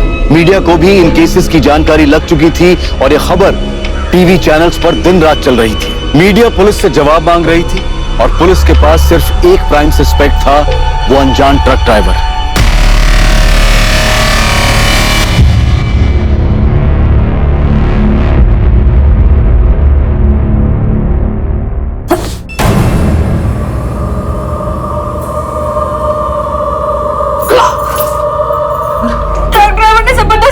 मेरे साथ झूठ बोल रही है। काम हो करो तो रखते आज मत आज मैं तुझे छोड़ूंगा नहीं। भाग किधर है? छोड़ो मुझे, इज्जत मिट्टी में मिला के रखती। जिन 2 औरतों की बॉडी हमें मिली थी उनकी डिटेल्स आसपास के सभी पुलिस स्टेशन में भेजी थी, लेकिन कहीं से भी कोई इन्फॉर्मेशन नहीं मिली जिससे उनकी पहचान हो सके। कमाल लगा एक बार, 2 औरतों के साथ रेप होता है, उनका मर्डर होता है और उनको पहचानने वाला कोई नहीं। और कोई तो होगा उनको पहचानने वाला। पर हाँ सर, जिन मेन पॉइंट्स पे हमने नाकाबंदी की थी वहां पर भी कोई सस्पिशियस ट्रक या टेम्पो नहीं मिला है। कांस्टेबल कामिनी का क्या हुआ? तो तलाश जारी है, लेकिन अब तक उसका कुछ पता नहीं चल पाया। ये प्रमोद और कामिनी का घरेलू मामला रहेगा। झगड़ा अनबन ऐसा कुछ हुआ होगा उनमें। उनकी शादीशुदा जिंदगी के बारे में कुछ जानते हो? नहीं सर, इस बारे में मुझे कुछ नहीं पता। तो पता करो अपने स्टाफ से, इन दोनों में से किसी का अफेयर चल रहा था क्या? और इस बात की भनक प्रमोद को नहीं लगनी चाहिए। सर, पैसों के लिए पता नहीं कहां कहां मुंह मारती फिर रही है। पेट से क्या हो रहा है सर? मैडम, ये मेरी बीवी किसी और का पाप अपने पेट में लेकर घूम रही है और जब मैंने इसे पकड़ लिया तो कह रही है कि किसी ट्रक वाले ने इसके साथ जबरदस्ती की है। भेड़ा बना रही है मुझे।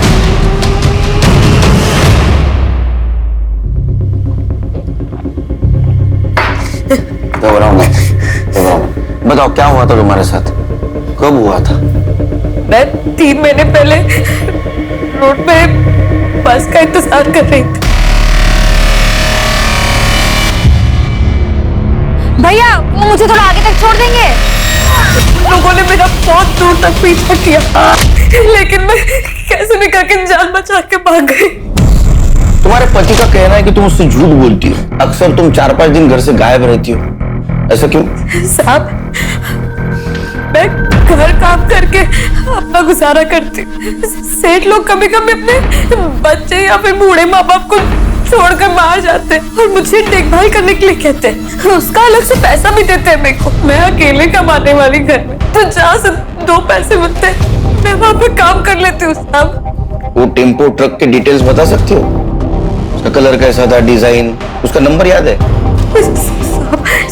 सब कुछ इतना अचानक हो गया कि मुझे कुछ समझ में नहीं आया और वो लोग मुझको घसीट कर जंगल में ले गए थे। वहां से ट्रक नहीं दिख रहा था। उन दोनों का हुलिया याद है? हाँ साहब, याद है। स्केच बनवाने में मदद करोगी? हाँ। इसका कहना है कि 3 महीने पहले इसके साथ रेप हुआ था। मतलब 3 महीने से चल रहा है। सर, 3 महीने पहले तक ये लोग औरतों को सिर्फ रेप के लिए टारगेट कर रहे थे, अब मर्डर करने लगे। शायद इन्हें ये गलत फहमी हो गई है कि ये लोग कभी पकड़े नहीं जाएंगे। वो इसलिए कि उनके खिलाफ अभी तक कोई कंप्लेंट लिखवाने नहीं आया। सर, अक्सर बलात्कार की शिकार औरतें घर वालों के प्रेशर और सोसाइटी में बदनामी के डर से चुप रह जाती है, लेकिन अब ये लोग मर्डर्स करने लगे, बॉडीज मिलने लगी और ये मामला सामने आ गया। कोई भी हो, बचना नहीं चाहिए। जैसे केस कंप्लीट हो जाए, सारे पुलिस स्टेशन, आरटीओ ऑफिस और टोलने का भी सर्कुलेट कर दो। सर। अच्छा, ये प्रमोद और कामिनी के मैरिज लाइफ के बारे में कुछ पता चला? सर, अंदर बात करें।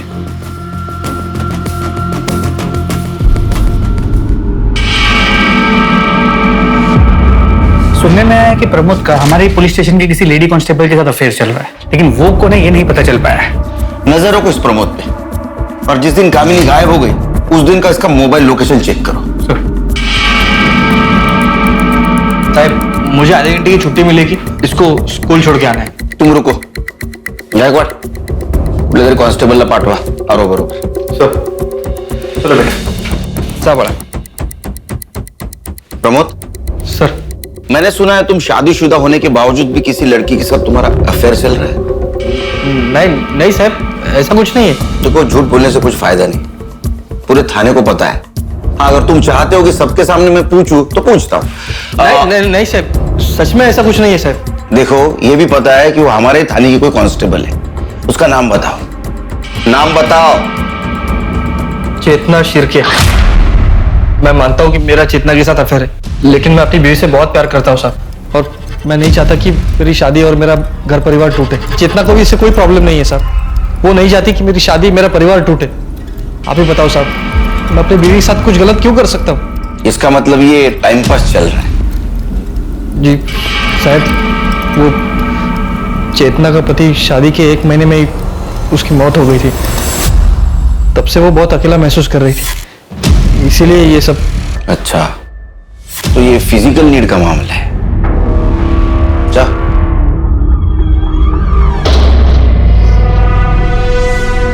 सर, क्या आपको शक है कि चेतना और प्रमोद ने मिलकर कामिनी के साथ कुछ किया हो सकता है। ये भी हो सकता है कि प्रमोद को सबक सिखाने के लिए कामिनी खुद गायब हो गई। ये भी हो सकता है कि उस ट्रक ड्राइवर की वो शिकार बनी हो। उसकी स्कूटी हाईवे पे बंद पड़ी, उसका फायदा ट्रक ड्राइवर ने उठाया, उसके साथ रेप किया, उसको मार दिया और उसकी बॉडी ऐसे जगह ठिकाने पहुंचाई जहां हम अभी तक नहीं पहुंच पाए, और उसका मोबाइल स्विच ऑफ करके हाईवे पे फेंक दिया, हमें गुमराह कर दिया। साहब कामिनी का पता चल गया। वो बाजू वाले गांव में एक औरत मिली है पुलिस यूनिफॉर्म में। सरपंच को बोल दिया है कि हमारे पहुंचने तक उस औरत को वहां से जानना। गायकवाड़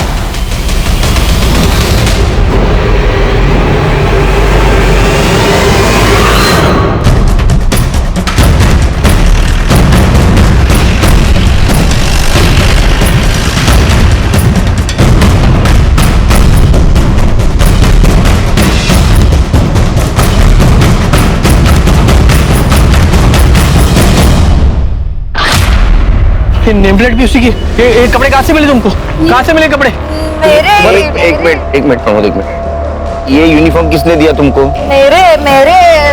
ये देखो, इसको देखा है तुमने? इसके कपड़े ये, इसको कहीं देखा क्या? इससे लिए तुमने कपड़े? सर यहाँ वर्दी पे खून लगा है। चेतना, चेतना। ये सर। हाँ ध्यान है।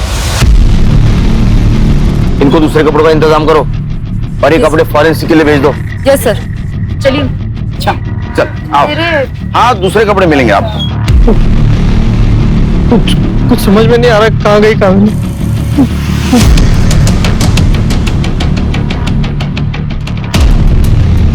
गायकवाड़, इसके यूनिफॉर्म पे कामिनी की नेम प्लेट है और कपड़ों पे खून के दाग। इसका मतलब किडनैपर ने कामिनी के कपड़े उतार के फेंक दिए जो इस औरत को मिले, और उसका मोबाइल हाईवे पे फेंक दिया जो उसका मोबाइल का लास्ट लोकेशन था। मतलब कामिनी के पास कपड़े नहीं है जैसे बाकी औरतों के पास नहीं थे। इसका मतलब कामिनी भी उस ट्रक ड्राइवर की शिकार बनी है। और नम्रता के बयान और स्केच के मुताबिक आदमी एक ने दो है जो एक के बाद एक ऐसे घिनौने जुर्म को अंजाम दे रहे हैं। The police is investigating the case. My paintings have been sold like hot cakes. मैं जितना उसको बुरी लगना चाहती वो मेरे मुंह नहीं लगती है। मेरे को नहीं बात करने का उससे। चाहे काय झाला, क्यों इतना गुस्से में हो? फिर किससे झगड़ा कर लिया? जिसके पड़ोसी इतने कमीने हैं उसको झगड़ा तो होगा ही ना। जब देखो जब दूसरों के काम में टांग अड़ाने के लिए खड़े हो जाते हैं। अरे अब किसने टांग अड़ा दी तुम्हारे काम में? पर कोशिश तो की ना। अब बारिश में छत ना टपके इस करके मैंने प्लास्टिक डलवाने को 4 लोगों को बुलाया। वो अपना काम कर रहे थे कि बाजू वाली आगे बोलने को बड़ा आवाज आ रहा है, बड़ा आवाज आ रहा है। अरे काम होगा तो आवाज तो आएगा ना। मैं कितनी बार तुम्हें समझाया, ऐसे रोज रोज पड़ोसियों से लड़ना अच्छी बात नहीं है। इससे पहले कोई तुमको जूता मारे खुद उसके मुंह पे जूता मारने का। अरे नहीं, प्रीतम बैठा है, उसके सामने सब बातें करना अच्छी बात नहीं है। राम राम शंभू।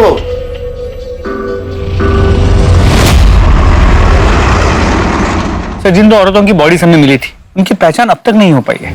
मुझे लगता है गायकवाड़, ये जो 2 बॉडी हमें मिली या तो प्रोस्टिट्यूट होगी या भिखारी होंगी, इसलिए उनकी जान पहचान वाला अभी तक कोई नहीं आया। देखो पहली बॉडी हमें मिली हाईवे के राइट साइड के सर्विस रोड पे और दूसरी बॉडी मिली लेफ्ट साइड। मतलब पहले मर्डर के वक्त ट्रक मुंबई से नासिक जा रहा था थाने होकर, और दूसरे मर्डर के वक्त ट्रक या टेम्पो नासिक से मुंबई जा रहा था थाने होकर। सर हमने उस रोड के सभी टोल नाके के सीसीटीवी फुटेजेस को भी चेक किया, लेकिन सर उन टोल नाकों से रोज सैकड़ों ट्रक्स और टेम्पोस निकलते हैं। उनमें से उस एक ट्रक को हम कैसे ढूंढे? पोस्टमार्टम के हिसाब से पहले इन दोनों औरतों पर रेप किया गया, बाद में रेजर ब्लेड से इनका गला काट कर इनको मारा गया। सिर्फ इनमें से बची तीसरी नम्रता नाम की औरत, और मुझे इसमें गड़बड़ लग रही है। एक काम करते, इस नम्रता को क्राइम स्पॉट पे लेके जाते। तो तुम यहाँ बस का इंतजार कर रही थी? हाँ साहब। लेकिन यहाँ तो कोई बस स्टॉप है नहीं। बस वाले को हाथ दिखाओ ना तो वो बस रोक देता है। तो तुमने टेम्पो का हाथ दिखाया? हाँ साहब, वो बहुत देर तक ना कोई बस नहीं आई तो मैंने सोचा कि टेम्पो वाले को आगे तक छोड़ने के लिए बोल दूं। फिर क्या हुआ? फिर साहब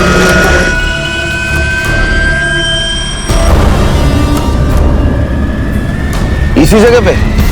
हाँ पक्का ये जगह नहीं भूल सकती साहब, सब कुछ एक जैसा ही दिखता है यहाँ। तुमने जब पत्थर मारा तो खून आया था? हाँ आया ही होगा, मैंने तो जोर से पत्थर मारा था, उसके बाद मैं भाग गई थी तो ध्यान नहीं दिया। पत्थर कहाँ फेंका?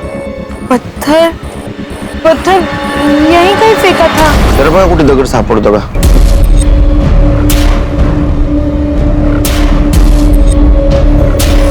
लेकिन सर ये तो श्योर ही नहीं कि ये वो जगह है भी या नहीं। चेतना, इसे घर ले जाओ। Yes sir. नहीं आप गायकवाड़ या नम्रता हमसे कुछ छुपा रही है। उसका कहना है कि 2 आदमी थे, लेकिन पोस्टमार्टम के हिसाब से दोनों औरतों की बॉडी के ऊपर सिर्फ एक ही आदमी के स्पर्म मिले हैं। तो फिर ये हो सकता है कि दोनों में से सिर्फ एक रेप करता हो, दूसरा सिर्फ देखता हो। इसका मतलब नम्रता पे रेप करने वाला कोई और कल्प्रिट था, और ये मर्डर और रेप केस ये अलग है, क्योंकि नम्रता पे जो रेप हुआ वो 3 महीने पहले हुआ। इसका मतलब गायकवाड़ ये दोनों केसेस अलग अलग है। जो भी है, ये चारों केसेस शहर के 20-30 किलोमीटर के दायरे में ही हुई है। हमें आखिरी बॉडी जो मिली आने वाली सर्विस रोड पे मिली। इसका मतलब ये ट्रक या टेम्पो मुंबई में ही होगा। हो सकता है अगले कुछ दिनों में वो किसी औरत को शिकार बनाने की कोशिश करे। हमें रोड पे नजर रखनी होगी, क्योंकि अगर ये 20-30 किलोमीटर के दायरे में औरतों को शिकार बना रहा है तो जरूर जाते वक्त क्राइम करेगा।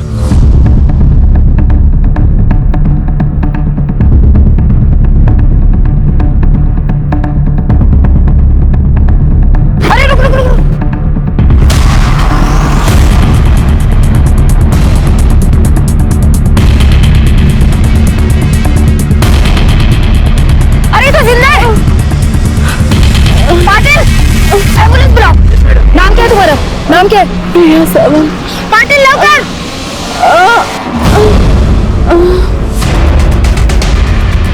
गायकवाड़, ये टेम्पो का नंबर आरटीओ में भेज दो। इसके मालिक की डिटेल्स निकालो। वो औरत कैसे है? डॉक्टर ने क्या बोला? सर वो बेहोश है और डॉक्टर ने कहा है कि सर उसका रेप हुआ है और उसे बुरी तरीके से पीटा भी गया है सर। तुम डॉक्टर के कांटेक्ट में रहना।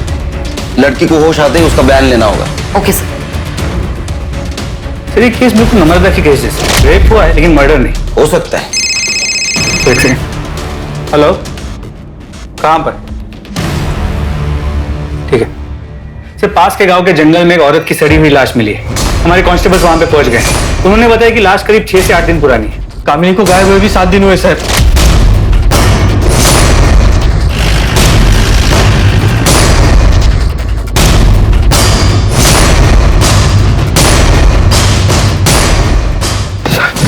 यहाँ रुको। निकाल इसको, रुको यहाँ।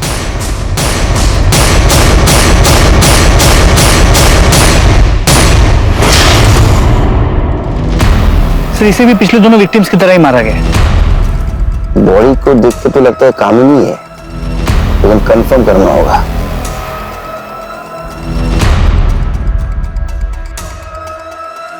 प्रमोद, क्या ये मंगलसूत्र कामिनी का है?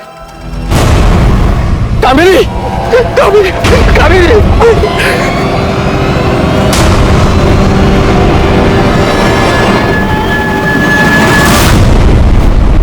बॉडी का पंचनामा करो और पोस्टमार्टम के लिए भेज दो। सर, आखिरकार कामिनी के लापता होने की गुत्थी सुलझ चुकी थी। पुलिस को उसकी लाश मिली थी और उसके साथ भी वही हुआ था जो बाकी की 2 औरतों के साथ हुआ था। पहले दुष्कर्म किया गया और फिर गला काटकर हत्या। कामिनी का मामला पहले 2 मामलों से अलग लग रहा था, पर फिर नम्रता और प्रिया की कहानी का सच क्या था? ऐसे वहशी दरिंदों ने उन दोनों को जिंदा क्यों छोड़ दिया था? क्या उनके साथ भी उन्हीं अपराधियों ने दुष्कर्म किया था जिन्होंने कामिनी और बाकी 2 के साथ जुर्म को अंजाम दिया था, या फिर ये किसी और गिरोह का काम था? इस सवाल के जवाब के लिए पुलिस प्रिया के होश में आने का इंतजार कर रही थी, क्योंकि सच वही बता सकती थी। बाबा आई किधर है? आपने आई को ढूंढ लिया?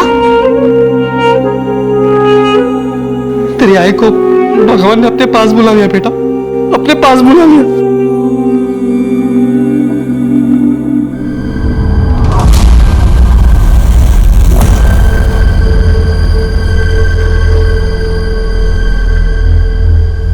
सर, प्रिया सावंत को होश आ गया। डॉक्टर उसे डिस्चार्ज देने वाले।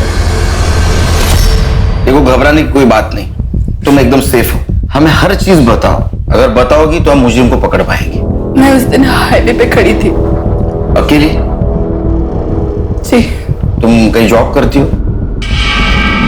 तो बिजनेस? सब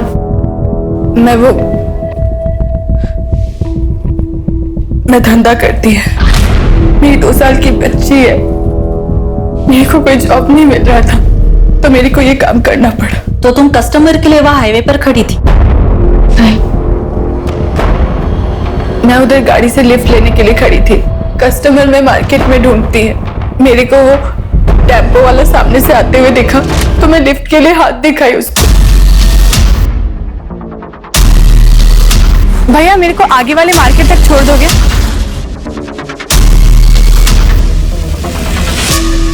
क्या उस टेम्पो में ड्राइवर के साथ कोई औरत थी? जी। ड्राइवर के अलावा कोई आदमी था? कोई आदमी नहीं था वहां पे। फिर क्या हुआ? कुछ दूर जाते ही वो टेम्पो साइड में लेके गया। भैया ये हाईवे छोड़कर कौन से रास्ते पर लेके जा रहे हो? मैं इसके आगे उसका कुछ भी पूछती। उस वक्त वो औरत कहाँ थी? वो औरत पूरा टाइम उधर ही थी।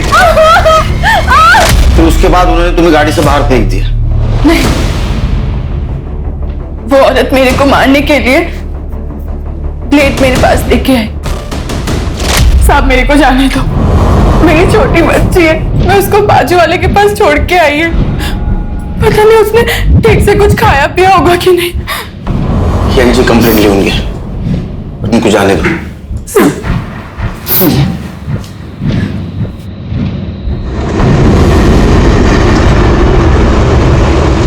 नम्रता का बयान है कि ये दो आदमी है और प्रिया का कहना है कि एक आदमी और एक औरत है। या तो ये दो कोई अलग अलग गैंग है जो एक कांड कर रहे हैं, या तो इन दोनों में से कोई झूठ बोल रहा है।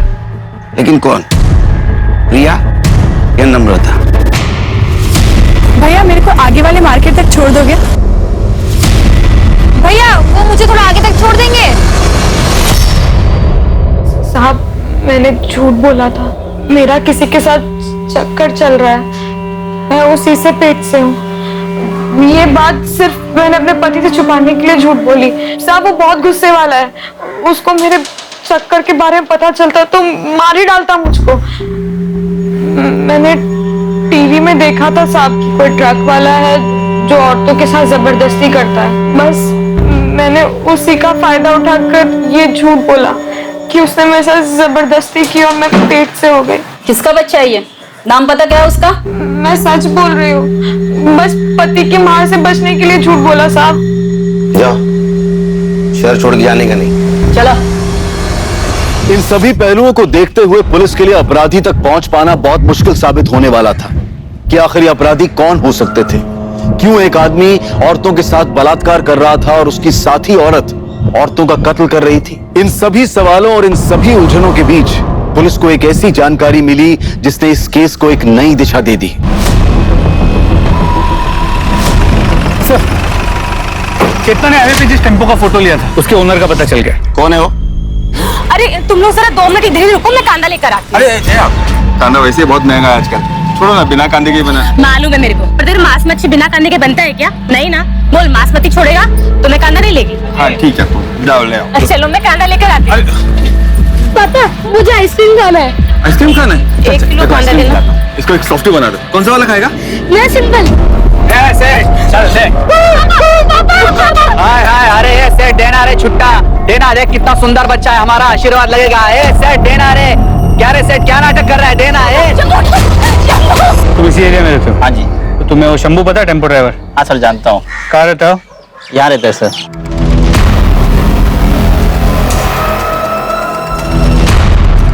यही शंभू है? हाँ जी यही शंभू।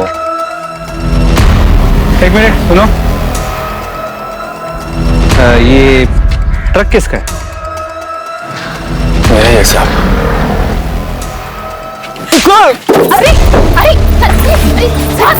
अरे अरे सर, अभी 1 मिनट पहले ही बेहोश था, अभी होश में आया है। क्यों मारे हो साहब इसे आप? अभी तो सिर्फ मारा है, हम इसे रेप और मर्डर के केस में जेल ले जा रहे हैं। रेप और मर्डर? क्या बात कर रहे हो साहब? ये आदमी एक चीटी नहीं मार सकता। ये रेप और मर्डर क्या करेगा? जरूर आपको कोई गलतफहमी हुई है साहब, हम शरीफ लोग हैं, हमने कुछ नहीं किया साहब। 1 मिनट, आप वही औरत है ना जिसने स्कूल में टीचर को मारा था? हाँ साहब मैं वही हूँ, लेकिन वो बात अलग थी।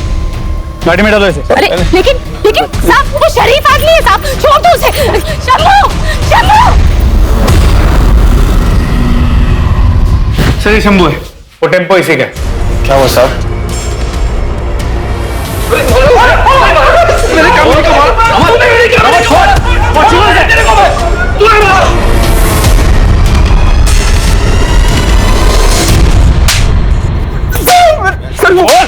साहब मैंने किसी का बलात्कार नहीं किया साहब, मैंने किसी का कोई बलात्कार नहीं किया साहब। मैं ऐसा आदमी नहीं हूँ साहब। गायकवाड़, इसको मेडिकल चेकअप के लिए ले जाओ और प्रिया और 2 बॉडीज उसके ऊपर मिले सीमेंस इसके साथ मैच करके देखो। इससे भी पता चल जाएगा कितना मासूम है। चल। इसकी हिस्ट्री, ज्योग्राफी सब चाहिए मुझे। पड़ोसियों से पता करो।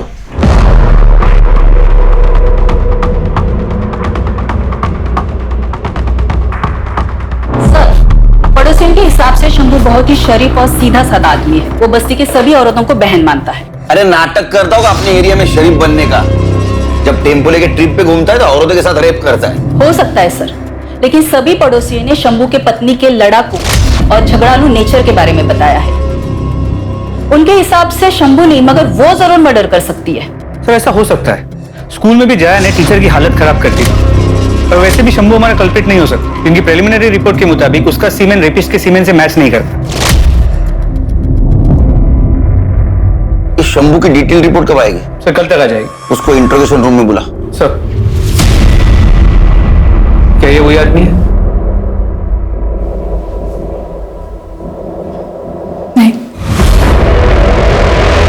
इस वक्त तेरा टेम्पो कहाँ है? सर वो तो आज सुबह एक दूसरा ड्राइवर लेके गया। दूसरा ड्राइवर मतलब? मेरे पास जब बुकिंग नहीं होती साहब तो मैं अपना टेम्पो भाड़े पे दे देता हूँ साहब, ताकि 4 पैसे आ जाए। ऐसे कितने ड्राइवर को देते हैं तू टेम्पो? 5-6 है साहब। अभी किसके पास? अभी तो वो विलास गौरव के पास है साहब। तो विलास गुरु के साथ साथ तू जितने भी ड्राइवर को देता है ना तेरा टेम्पो, सबके नंबर चाहिए मेरे को।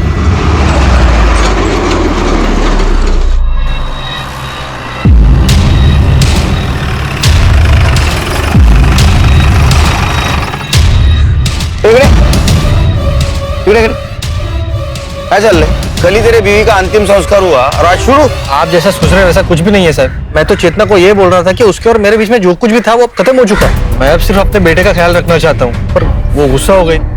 उसे लगा कि मैं उससे नाराज हूँ, उसे पीछे छुड़ाना चाहता हूँ। ठीक है, घर जाओ और बेटे पे ध्यान दो। सर शंभू ने जिन ड्राइवर्स के नाम बताए थे उन्हें और उनके क्लीनर्स को कल रात को उठा लिया था। मेडिकल हुआ उनका? नहीं सर, लेकिन किसी का भी सीमन मैच नहीं हुआ।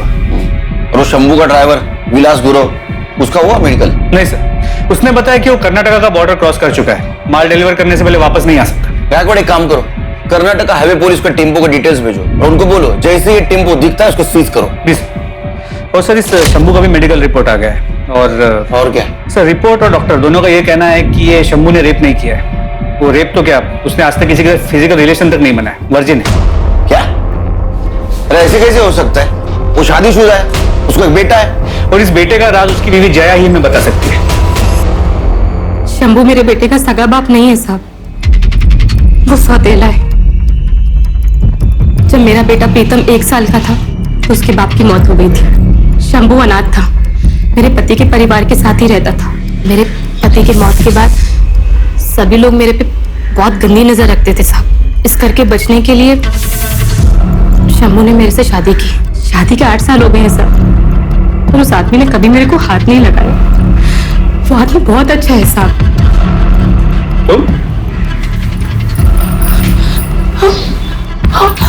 इतना मारा तेरे को इन लोगों ने, देखना इन लोगों का कभी भला नहीं होगा। तुम शांत हो जाओ जया, शांत हो जाओ। वैसे आपने मुझे छोड़ दिया जया। छोड़ना पड़ा गायकवाड़, क्योंकि हमारे पास कोई सबूत नहीं है कि शंभू ने उसके टेम्पो से प्रिया को हाईवे पे फेंका। गायकवाड़ कुछ तो मिस कर रहे हैं हम लोग, इसलिए अभी तक हमें क्लू नहीं मिला। सर जया ने बताया कि 8 साल की शादी में शंभू ने उसे कभी हाथ तक नहीं लगाया। शंभू का जो भी इशू है, जया एक नॉर्मल जिंदगी जी रही है, जवान है, उसकी अपनी जरूरतें होंगी और इन जरूरतों को पूरा करने के लिए हो सकता है उसका किसी के साथ कोई अफेयर। पर सर उसका इस केस से क्या लेना देना? गायकवाड़ हर टेम्पो पे क्लीनर होता है, ये शंभू का क्लीनर कौन है देखो।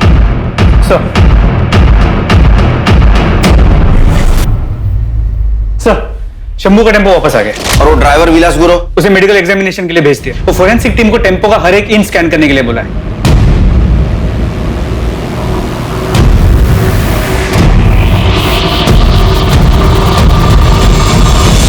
फोरेंसिक टीम के मुताबिक इस टेम्पो के टायर का पैटर्न हमें क्राइम सीन्स पे जो टायर के मार्क्स मिले थे उससे मैच करता है।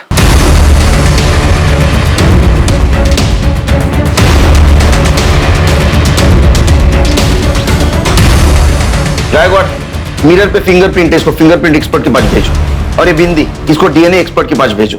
ये गोविंद जिसको भी भाभी बनाकर यूज कर रहा था, 100% उसका डीएनए इसके चिपकने वाले साइड पे होगा। सर, फोरेंसिक टीम से बहुत ही शॉकिंग बात सामने आई है। क्या? टेम्पो के फ्लोर पे जो ब्लड सैंपल्स मिले थे, उसमें 2 या 4 औरतों का नहीं, बल्कि 34 से 38 औरतों का ब्लड है। क्या?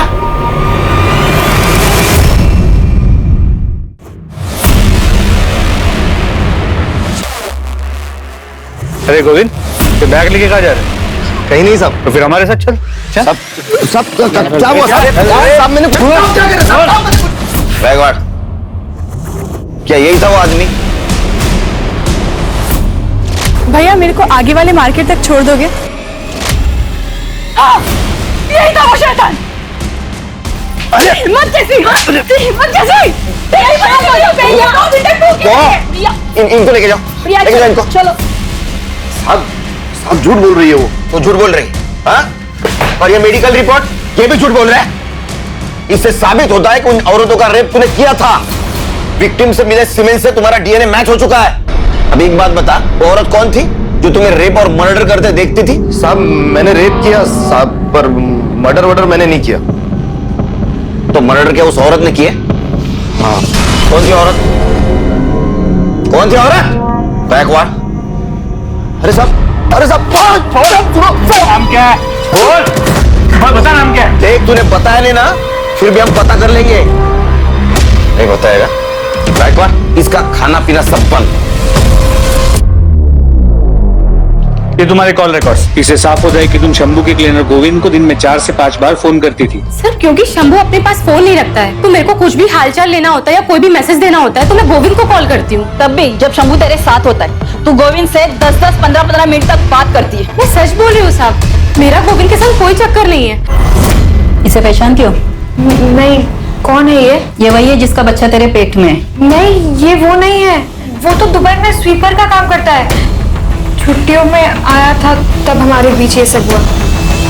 2 महीने पहले ही वापस गया है।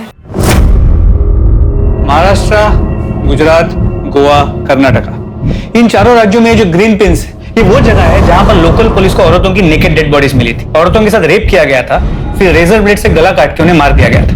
और ये जो रेड पिंस, ये वो जगह है जहां पर औरतों के साथ रेप तो हुआ था और उन्हें जिंदा टेम्पो से फेंक दिया गया था, जो बच गई थी। और उन औरतों को मारा गया जिनको बेटे हैं, और उन औरतों को जिंदा छोड़ा गया जिनको बेटियां हैं या बच्चे नहीं हैं। जी सर। तो हो सकता है कि ये जो औरत है जो गोविंद के साथ मिलकर सारे मर्डर्स कर रही थी, उसको बहुत सारी बेटियां हो, बेटा ना हो पाया, और इसी गुस्से में वो उन औरतों को मार रही थी जिनके बेटे थे। नहीं गायकवाड़, हमारे पास जितने भी सस्पेक्ट औरत है उनमें से किसी को ज्यादा बेटियां नहीं है। ये माजरा कुछ और है। सर, टेम्पो के शीशे पर जो बिंदियां मिली थी उन पर किसी औरत का डीएनए नहीं मिला। ऐसे कैसे हो सकता है? वो यूज्ड बिंदियां थी। सर, उन पर डीएनए मिला है लेकिन किसी औरत का नहीं, आदमी का है। तेरा डीएनए नहीं, तेरे फिंगरप्रिंट भी मिले मिरर पर, और टेम्पो के सीट के पीछे ब्लाउज और साड़ीज भी मिली। इतना ही नहीं, वो विग भी मिला है जो पहन के तो औरत बनता था। और हाईवे पे मिलने वाली औरत को तो गोविंद के पास लेके जाता था, फिर गोविंद उसके साथ रेप करता था, वो तू देखता था। उसके बाद में रेजर से तू उनका गला काट के उनको मार देता था। सच है नहीं? हाँ सर। एक बात बता, तू उन औरतों को क्यों मारता था जिनके बेटे थे, और उन औरतों को क्यों छोड़ता था जिनकी बेटियां थी या जिनको औलाद नहीं थी? बोल। क्योंकि मेरी माँ ने जब मैं 8 साल का था मुझे एक आदमी को बेच दिया था, सिर्फ 2000 रुपए के लिए।